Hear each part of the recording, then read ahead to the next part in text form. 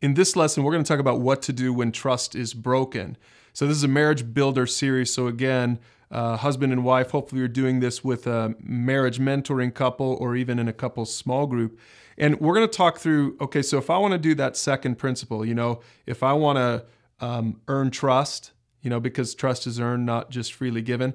Well, what do I do if I've already blown it? What do I do if I've broken that trust again? My wife and I are going to talk you through this and help set up your conversation so that you can get really specific and start making some positive strides in earning back that trust when it's broken. My wife will cover the first point. The first thing to recognize is broken trust is a betrayal. Whether we want to admit it or not, when we choose behaviors that breach that trust with our spouse, there is intention to harm. There is intention to deceive, and we have to be honest about that.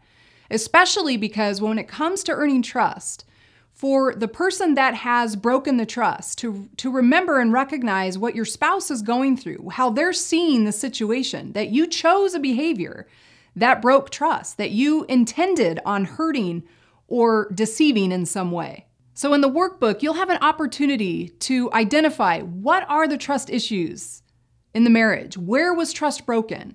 Articulate it, identify it, and start talking about where exactly that breach occurred.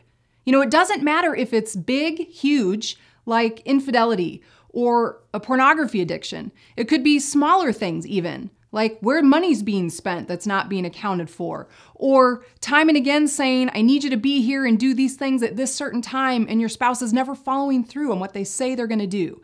Big or small, there has been a betrayal when trust is broken, and both the offender and the offended have a job to do in order to get that trust back.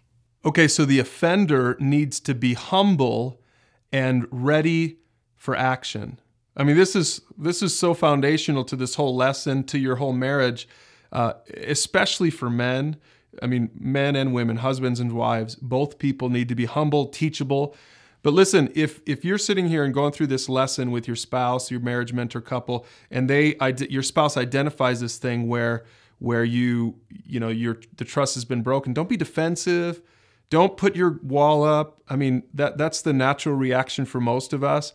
Men, women, what you need to do is humbly receive it and be willing and ready to do something about it. And hopefully, just the fact that you're willing to go through this series or have a marriage mentor or be in this conversation shows that you have a willingness. So follow that all the way to the end. Make sure that you're humble, have a heart of repentance to really listen, receive that, and say, what can I do to move forward and begin earning trust again for the sake of our marriage, to build up our marriage? That's the first thing for the offender. And then the offended needs to evaluate. Here's what I mean by evaluating. Use that workbook. Start pinpointing where exactly trust was broken and start thinking about, how do I need to articulate that to my spouse so they understand exactly where you're coming from?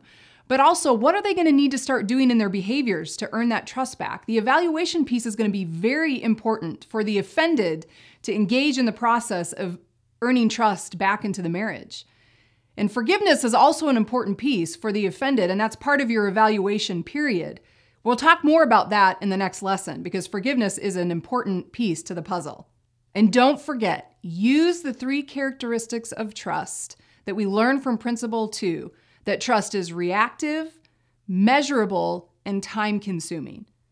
Now, you can go back and watch Principle number 2 in Marriage Basics that's all about trust to review this, but just real quickly, trust is reactive, meaning you react to what you see in the behaviors of your spouse. That's very important in earning trust.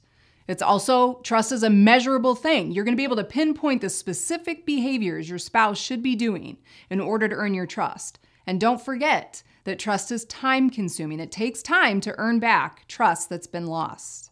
And one more thing before you start talking about this, and it's that no betrayal is an automatic marriage killer. I know maybe you're really stressed out after watching this video, and if you've broken some trust, you're probably nervous about having that conversation, but it's worth it. Don't give up on your marriage because of a broken trust.